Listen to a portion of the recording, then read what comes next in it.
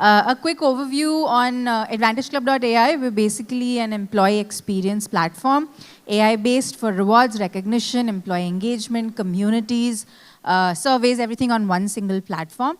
Our vision is to create a unified employee experience for organizations, for all their employees globally, and we're present across more than 100 countries.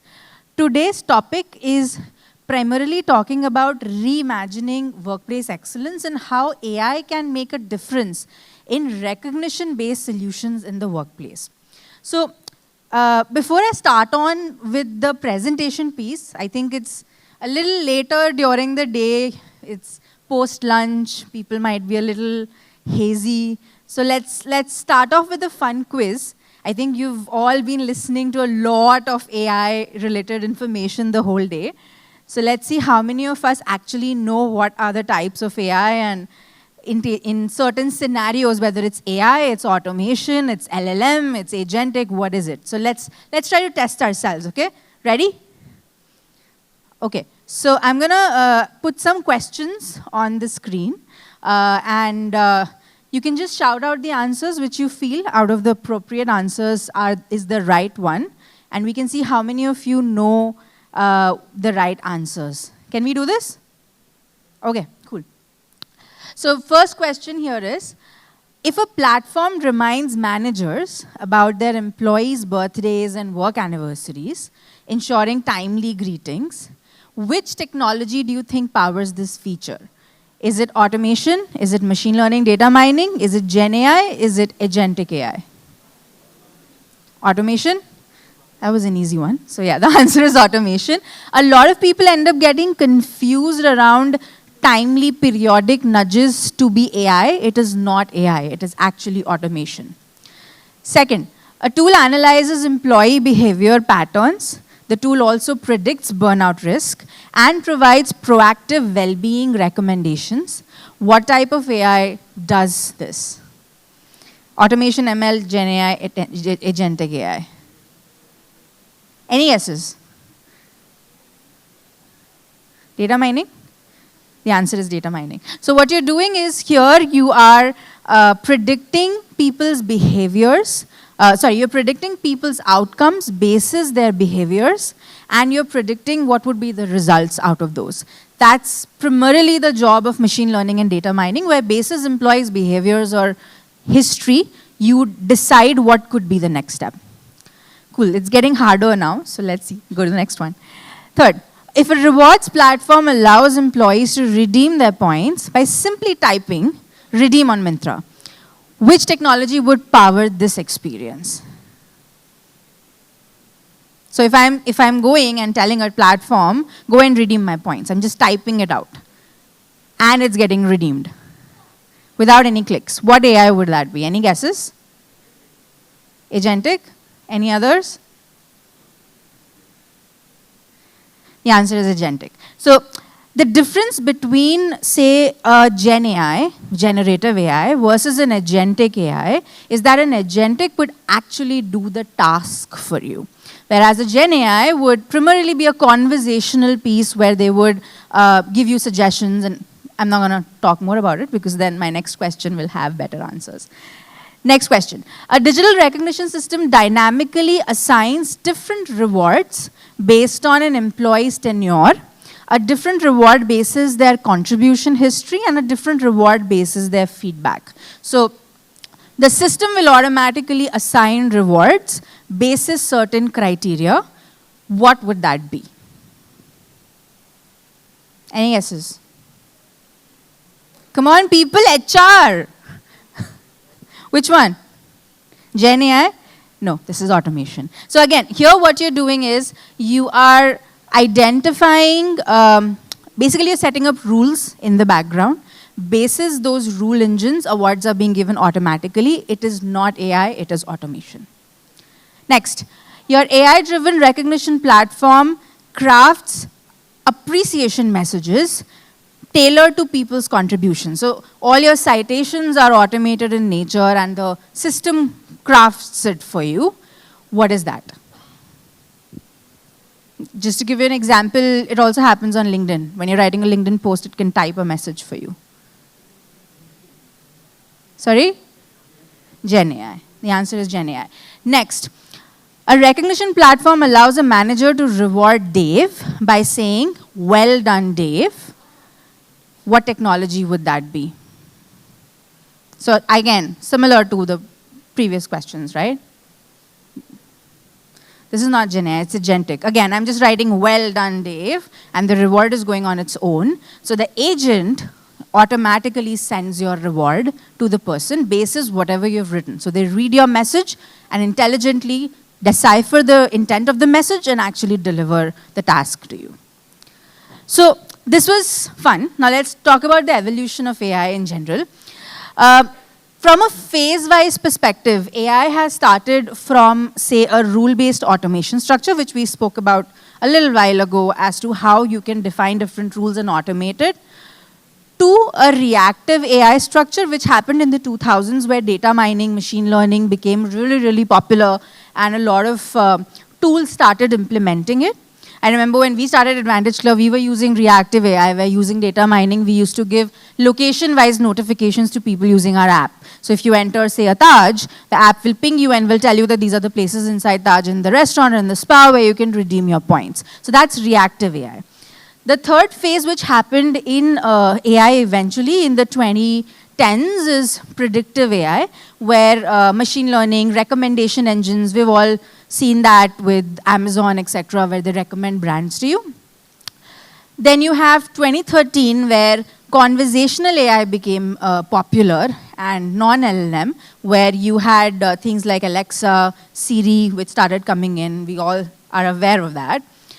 And then proper LLM models started coming in with Sam Altman, OpenAI, all these things coming in the picture, ChatGPT, where people created modules where you just converse with a technology, and the technology will converse back with you like a regular human being.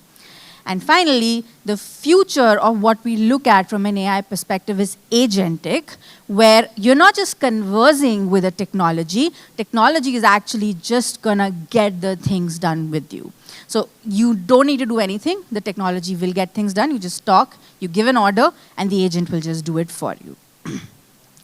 So let's first talk about rule-based automation and how it relates to rewards and recognition. So if you want to implement rule-based automation in your R&R programs, it's very simple. You could do things around automated birthdays, anniversaries, long service awards, etc., annual events. So anything which is predictable in nature can be automated using rule-based automation. It ensures there's consistent recognition. Gone are the days when there's a single human being sitting in HR sending birthday wishes to everybody every day. And what happens when that person is on leave? There are like 20 people who don't get a birthday wish and they are disengaged. So automation becomes important in these cases where you get consistent recognition irrespective of people's availability in the office. It also becomes a very scalable framework. Like, it's good to do things manually when you're 100 people. It's impossible to do things when you are a 20,000, 30,000 people organization. So automation helps you scale better. And of course, your entire rewards and recognition process becomes extremely streamlined. Next is around, one second.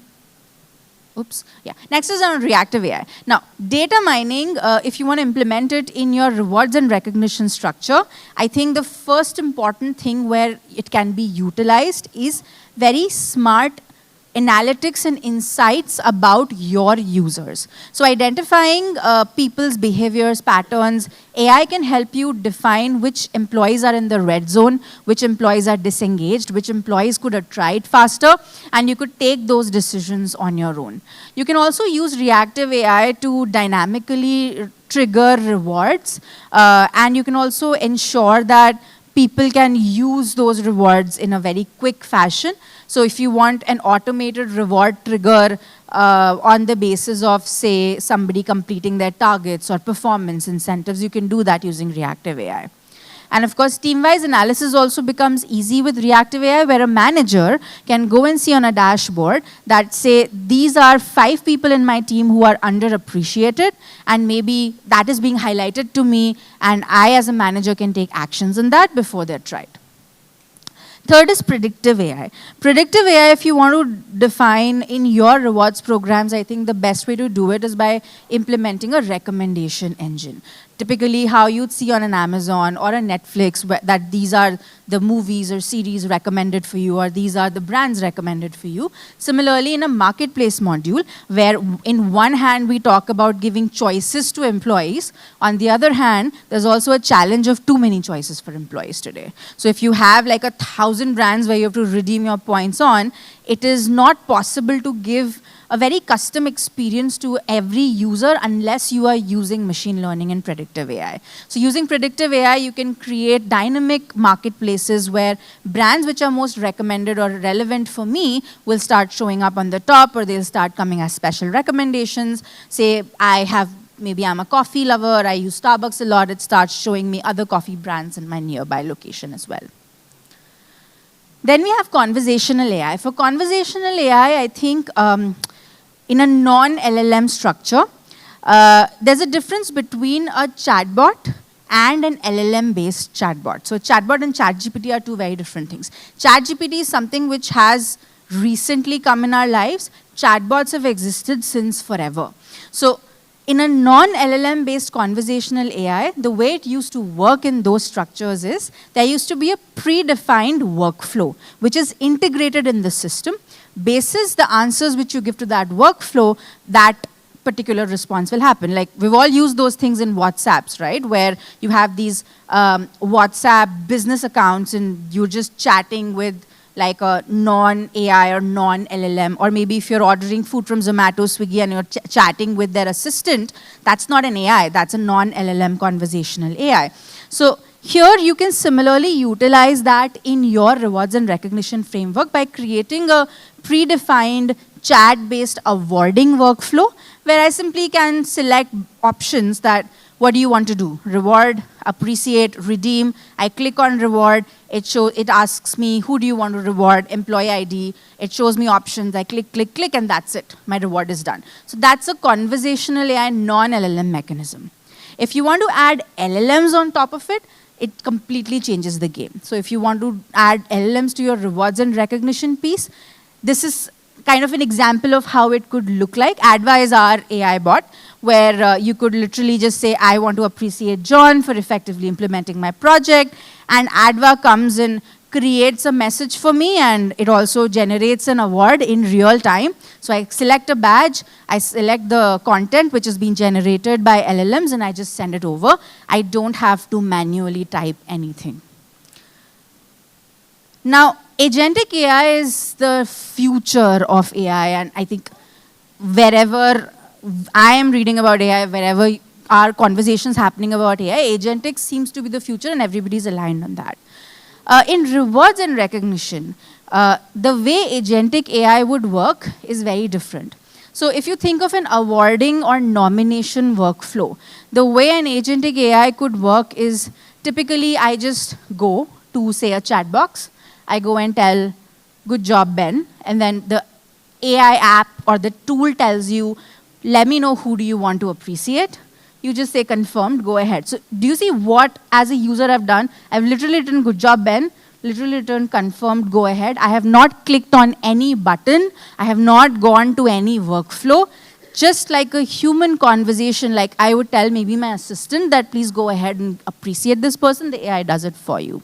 And this is incredible if you think about it, because it just removes the usage or the entire utility of a workflow-based training mechanism for anybody.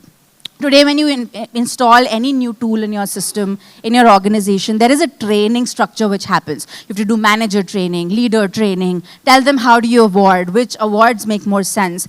In this, it just takes care of it all on its own.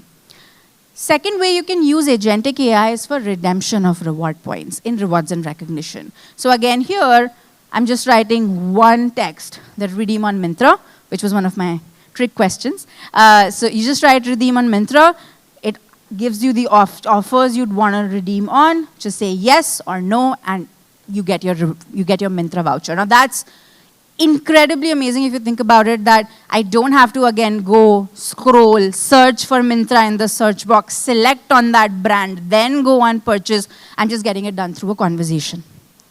So what we've done with Advantage Club is we're the first company in the world which has built Agentic AI, and we're looking to launch this in a very, very short period of time. We have launched the rest of the AI modules which I spoke about earlier, where you have LLMs, conversational, non-LLMs, data mining, but Agentic is something which is the first of its kind which we're launching, and I think this is one of the very first places we've actually announced this as well.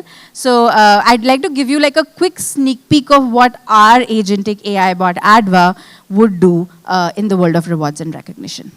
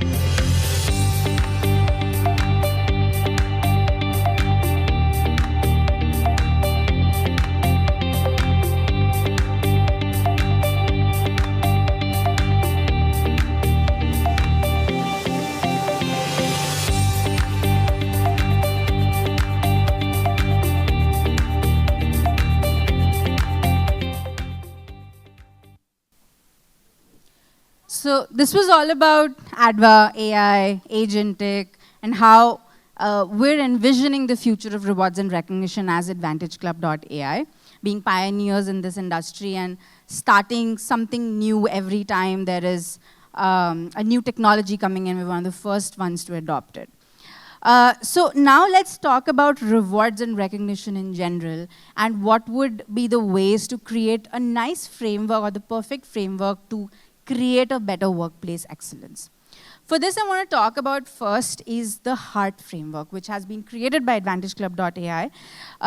The HEART framework is very different than your regular rewards and recognition framework, because recognition is not just simple spot awards or moments that matter or birthdays, anniversaries. Recognition needs to be a holistic approach to providing employees a structure in which they feel they really belong to the organization. So the first part of the HEART framework is health. And the reason we've put health above recognize, acknowledge, engage is because post-COVID, this has really come on top as one of the highest priorities of every organization. The reason health also links in a way to rewards is, I look at rewards of 3 types. The first is culture-led rewards, the second is performance-based rewards, and the third is other rewards which would help employees stay happier in the workplace. And healthier employees are more productive, more happier, and eventually attrite less. Second is engagement, and how can you drive better engagement in your organization. Third is acknowledgement. Fourth is making people thrive. And fourth is recognizing people, and the fifth is making people thrive. So let's talk about all of these in terms of the HEART framework. First, let's talk about recognition and wellness at the core of HEART. So recognition basically is a way you are giving rewards, or you're giving certain monetary budgets which you've set aside for, say, a job well done. Wellness is a completely different ballgame. Wellness is where you are creating budgets or structures to ensure that your employees are healthier and happier. To create a better well-being structure in your organization, there are 5 things you can look at. The first is health, engage, where engagement becomes flexi benefits and moments that matter. Third is acknowledging performance incentives. Fourth is recognizing culture-based rewards. And fifth is thriving and creating belongingness using clubs and communities. To drive better wellness rewards, there is a 3-route framework which you can follow. The first is assessment, second is driving, and third is empowering. Assessment can be of two types. When you're trying to look at holistic well-being of your employees, there are two ways in which I can assess my health. First is self-motivated intent. What is self-motivated intent? I know I need to lose weight. I know that maybe if I have my blood sugar high, I know that I need to reduce my sugar. These are things which are very standard, and I already know. I know I need to take care of my mental health. I need to stress out less. There is no requirement of any test to actually tell me what my self-motivated intent would be. Self-motivated intent is not something which as an organization you can derive for your employees. That's something employees need to derive on their own. But medical assessments is something you can do as an organization for your employees. So you can run your annual health checkups, you can assess conditions to ensure that employees are able to identify their medical history or identify their medical issues and therefore work on them.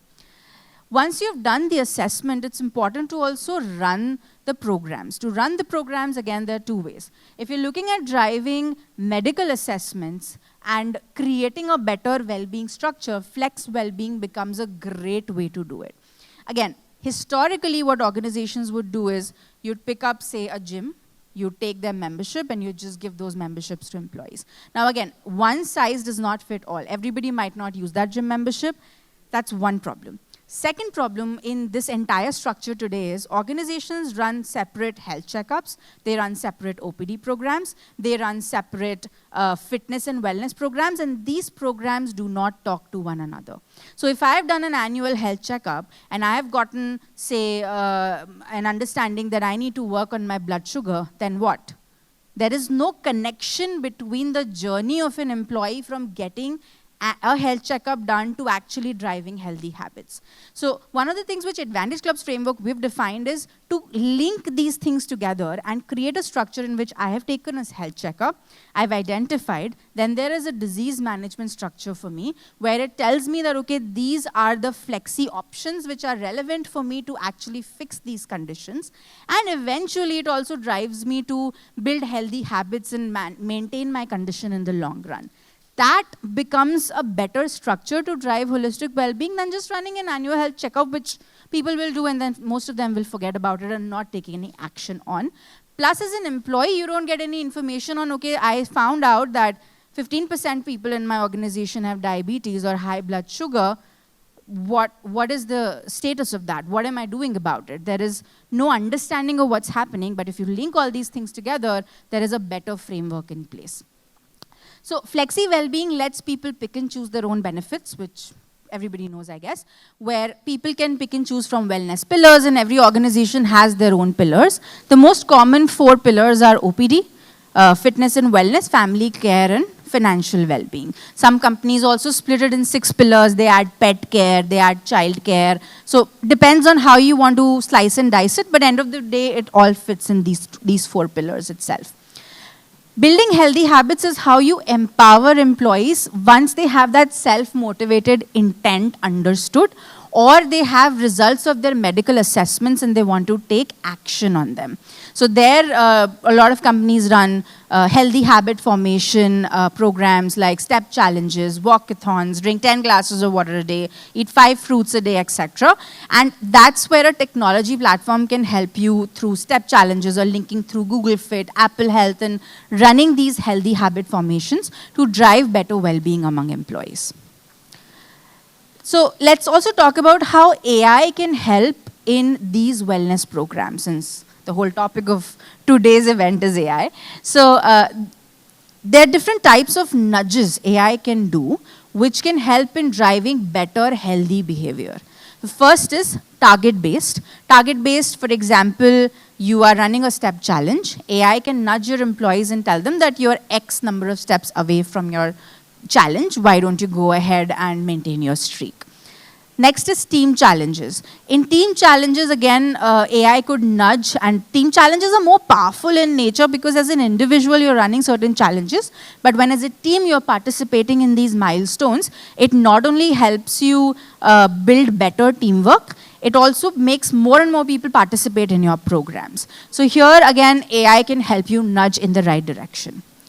Situational nudges also make more sense. Say, for example, if it's going to rain in a particular location, say your app is pinging you and telling you, why don't you go ahead and take an umbrella? Again, nothing related to rewards, but everything related to health, in which you just want to maybe nudge people and tell them that, hey, this might happen, so why don't you take care of it? Like a lot of medicine apps do that. If you have noticed, if it's flu season, they'll ping you and they'll tell you it's flu season. If you are sick, these are maybe some steamers or something you can buy from here.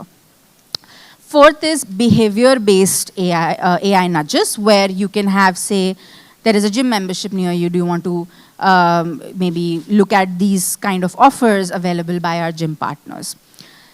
Then community-based nudges can tell you how your colleagues or other groups are doing, which again motivates you to participate in those programs itself. Lastly, calendar event-based nudges again can tell you basis different events in anybody's life, whether it's, say, weather, or whether it is a personal event, or maybe it's like a festive season. The AI bot can keep nudging you to participate in scenarios or structures which would eventually contribute to your better well-being. For engagement, primarily what is recommended in the recognition portfolio is flexi benefits. And we just spoke about flexi, where even in the healthcare structure, you can give flexibility to employees to pick and choose.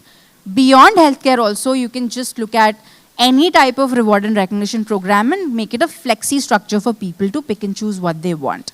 Again, here AI can help you customize your entire marketplace, give you very personalized recommendations.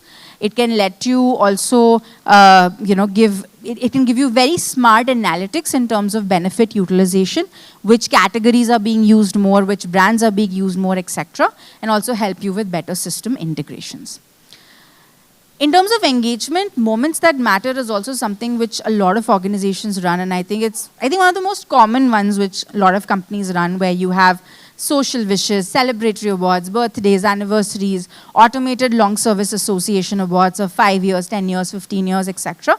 That entire structure comes under engagement and flexi benefits. Acknowledgement is where you can run target-led incentives or awards. Now, this has become very popular in the past few years, to be honest, where earlier, if you would think of target-based incentives, you'd only think of the sales teams, right? Where, and it's a genuine problem. If you ask maybe 100 sales folks in the world, you received your incentives, what was the calculation behind those incentives, or what is your target, and on the basis of your target, what incentives would you get? 50% of them would not know the voodoo or the magic happening behind their calculations and why they're getting their incentives, which eventually disincentivizes people to do more.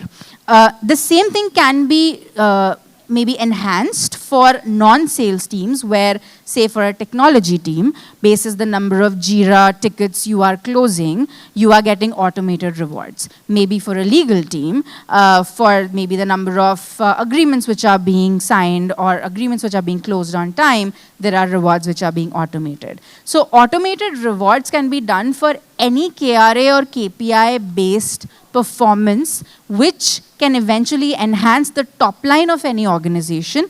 And a lot of times HRs come and say that, okay, how do we link ROI with our reward structures? This is how you can do that, where you are directly linking to the top line of your organization and at the same time running a recognition program based on performance incentives. Now let's talk about culture-based recognition, which is again the most common recognition program which most organizations run today. In a culture-based recognition structure, you are not recognizing on performance alone. You are recognizing on certain culture values or company values which people are achieving, and on the basis of that, recognition is being given. So here you can drive policy digitization through a digitized tool where people don't have to worry about which reward would help me get say which budget I should use to give which reward, what nomination workflow is going on. I don't have to worry about that as a manager, and through a digitized platform, I just enter the details and it just goes ahead and recognizes the right people for me. Here also, social recognition becomes very important, where recognizing is great, but showcasing it is more important, where there is a social feed, people can be showcased on it, there is a leaderboard, hall of fame, people can like, comment, and overall drive extra engagement. Lastly, I want to talk about clubs and communities. So this is where you can enable employees to thrive and drive better belongingness. To drive better belongingness, again, one example was team challenges, which we spoke about, which could also link to the health piece. But you can also create interest-based groups or groups of like-minded individuals, like hobby clubs, or maybe things like diversity, equity, inclusion clubs, or things like maybe mentor-mentee clubs, where people can connect with each other and they're like-minded in nature. You can also have support groups where employees can be part of those support groups and eventually feel that they're part of a bigger purpose. And their reason for coming to work is twofold then. One is obviously for their paycheck, but the second is also to be part of the community which you've built and driven that belongingness. And again, for these community-driven efforts, AI can help in recommending relevant communities basis my interest. So if I redeem a lot on Starbucks, again, coming to that same example, it could recommend me a coffee lovers club, which my organization would be running.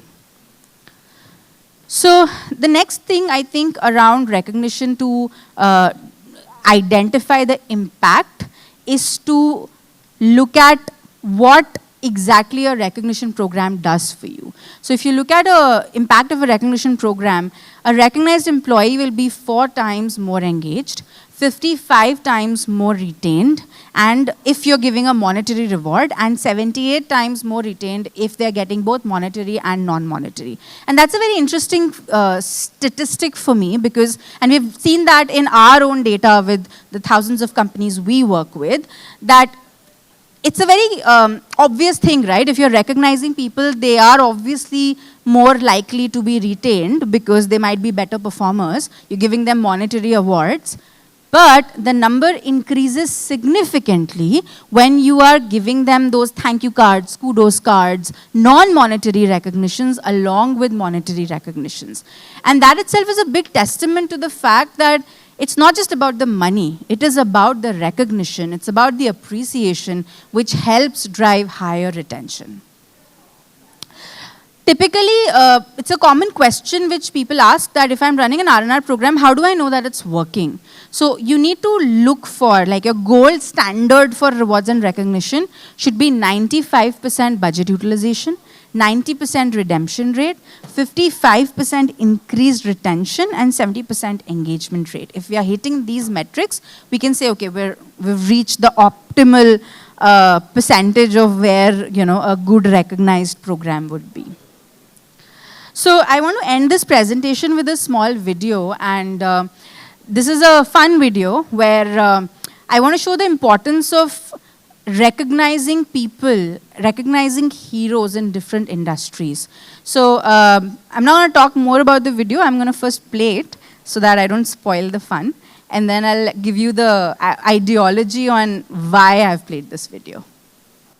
IFA award for the performance in a leading role, male, goes to Vicky Kaushal of Naradam.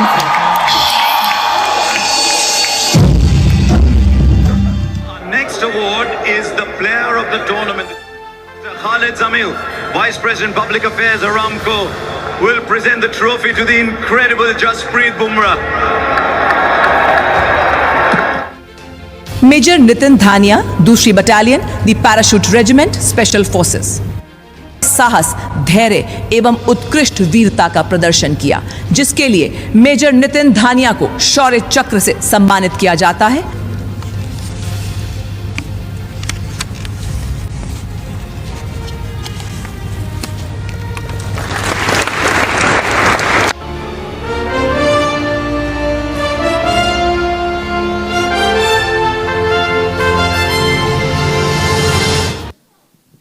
So my favorite part about this video is So Major Nitin is supposed to be a major, right? He's supposed to be like this poker face guy. But even when he's getting rewarded, there's this tiny smile on his face, which he just can't help smiling.